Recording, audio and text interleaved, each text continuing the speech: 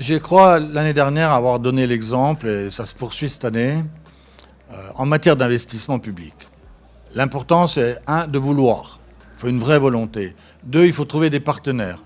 L'agence de l'eau, la région, l'État dans certains dossiers, l'Europe, les fonds de massif sur le Doubs pour certains départements, mais nous, c'est sur les Vosges.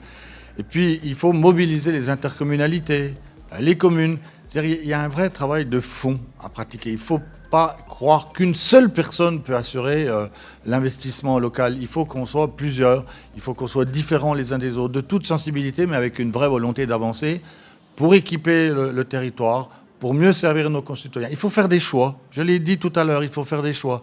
Il y a ce qui est indispensable, il y a ce qui est nécessaire, utile. Il y a aussi ce qui est un petit peu le confort. Eh bien, dans les périodes difficiles, on fait tout ce qui est indispensable, nécessaire, utile, et on fait le confort si on peut. Je crois que l'objectif de maintenir et de développer l'investissement sera réalisable et réaliste si on arrive collectivement à redonner confiance, à redonner aussi les rênes aux élus locaux, à faire en sorte qu'on ait moins de carcans administratifs, qu'on facilite, qu'on simplifie, qu'on fluidifie les initiatives. C'est un projet d'ensemble, c'est-à-dire qu'il doit réunir l'ensemble des collectivités, des décideurs, de l'État à la grande région, les départements, les intercos, les communes. Je crois qu'ensemble, il faut que nous décidions d'aller de l'avant. Il y a des initiatives sur le terrain, il y a effectivement une réduction des moyens financiers, mais il y a d'autres manières peut-être de construire les tours de table financiers en allant chercher des partenariats à l'extérieur des fonds publics, donc vers des partenaires privés, en allant chercher aussi des partenariats entre les collectivités elles-mêmes. Donc faire en sorte que par cette simplification des normes, qu'on desserre un peu le carcan administratif qui pèse aujourd'hui sur les initiatives locales, eh bien on facilite l'investissement. Donc il faut qu'on continue à investir sans avoir une pression fiscale plus importante sur les entreprises et les ménages. Et donc nous devons optimiser nos dépenses de fonctionnement, rationaliser la masse salariale, il faut le dire, ainsi que les économies d'énergie. Ça n'est pas que du slogan, c'est aussi une réalité. Nouvelles technologies importantes en termes d'éclairage public, en termes de voirie publique. On parle aussi d'optimiser les réseaux d'eau pluviale qui coûtent excessivement cher. Donc il y a de nouvelles technologies qui sont aujourd'hui à notre portée. Je pense aussi aux enrobés drainants qui évitent de récolter des mètres cubes et des mètres cubes d'eau naturelle qui ont vocation à rejoindre les eaux souterraines. Donc nouvelles technologies qui nous permettent d'économiser beaucoup en investissement mais aussi en fonctionnement. Donc tout ça, il faut qu'on change nos pratiques et l'importance du Carrefour, c'est qu'on peut échanger avec les industriels, les entrepreneurs qui ont ces nouvelles technologies, qui en font la promotion. Ça les aide, puisqu'on va investir avec eux. Ça nous aide, puisque ces investissements vont nous permettre de gagner de l'argent au quotidien et donc d'éviter d'augmenter les impôts pour nos concitoyens. Nous nous trouvons dans une période difficile, vous le savez, avec la baisse des dotations d'État. Donc les collectivités ont un défi à relever, c'est-à-dire demain de faire mieux, de faire aussi bien avec peut-être un peu moins. Donc les 3 leviers, on les connaît. C'est le recours à la hausse de la fiscalité, mais la plupart des collectivités n'ont pas forcément choisi cette voie. Ensuite, il y a la diminution des services, donc du fonctionnement, mais cela touche nos populations et c'est quelque chose qui est difficile. Reste le 3e levier qui est l'investissement. Et donc, pour assumer les investissements demain, il faut effectivement mobiliser la plupart des aides qui peuvent exister, notamment dans les crédits d'État, les crédits européens. Il faut parfois instruire des dossiers et il faut aller à la recherche de ces possibilités financières. J'ai envie de dire que le tous uni, il commence déjà par avoir du sens au sein de la commune. Évidemment, elles sont les composantes de l'interco. Je crois que demain, dans les schémas qui sont ceux qui existent et qui vont encore être modifiés, enfin qui sont en cours de modification actuellement avec la réforme de la loi NOTRe, ce sont les intercos qui vont avoir cette capacité de dire ce tous unis. C'est-à-dire on peut faire à plusieurs beaucoup mieux que chacun chez soi.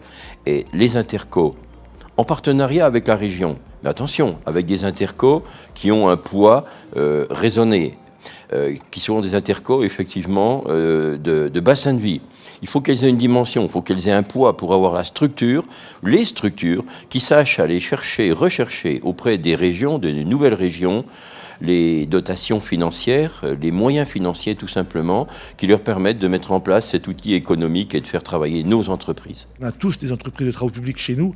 On sait très bien que ce sont des entreprises qui ne sont pas délocalisables. Ce sont des entreprises qui alimentent l'économie locale, qui enrichissent l'économie locale, qui créent de l'emploi, qui créent de l'activité.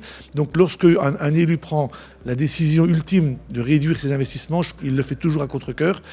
Il faut qu'on aille encore plus loin dans les mutualisations, dans les rationalisations de fonctionnement, faire des économies d'échelle, créer des synergies entre les collectivités pour pouvoir transférer peut-être de l'argent qui allait dans le fonctionnement précédemment, le transférer vers l'investissement pour compenser ces réductions de dotations venant de l'extérieur.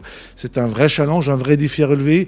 Il faudra surtout, ça sera peut-être le mot final, qu'on ait un peu de stabilité. La plupart des collectivités n'ont pas la connaissance totale de leur patrimoine et dans quel état d'acceptabilité il est. Donc la première des choses à faire, c'est sûrement de refaire un peu le point de l'état de leur réseau, l'état de leur voirie et l'état même de leur bâtiment.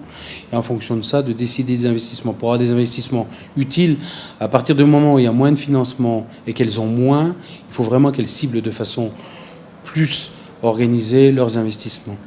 Et puis il y a d'autres solutions. Je pense qu'on peut aussi peut-être avoir recours à certaines ventes d'un patrimoine qui est très consommable, très consommateur d'énergie, pour ensuite reconsacrer ça à l'investissement. Il y a des possibilités énormes qui existent sur le sujet.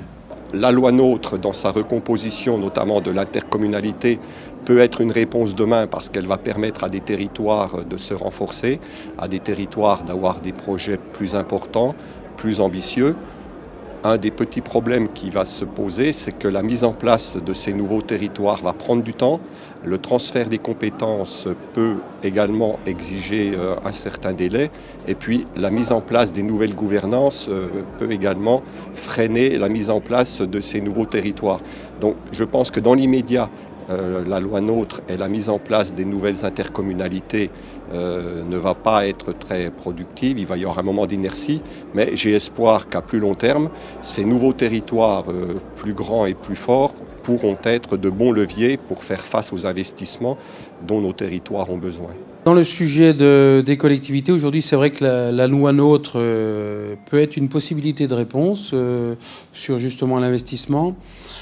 Tout simplement, elle peut avoir l'effet bénéfique d'avoir une concentration des communes, puisque la loi NOTRe aujourd'hui, c'est des regroupements de communes à hauteur de 15 000 habitants minimum, qui permettraient de mutualiser des services et justement de trouver des économies en fonctionnement permettant de redégager des marges de manœuvre pour l'investissement. Je crois qu'il faut dépasser l'aspect purement juridique, être dans l'opérationnel, être dans le concret. On a besoin de routes, on a besoin d'équipements publics, tout ça avec une contrainte fiscale, une contrainte financière, c'est ça l'essentiel. La problématique de la loi NOTRe aujourd'hui, c'est que c'est une loi qui succède à une autre loi qui a eu lieu il y a très peu de temps, où on avait dit que les communes devaient être 5000 habitants. C'est-à-dire qu'à un moment donné, la vraie problématique, c'est de se dire qu'il faut qu'on arrête en permanence la réforme des collectivités pour une fois pour toutes décider ce qu'on fait et avoir un peu de stabilité.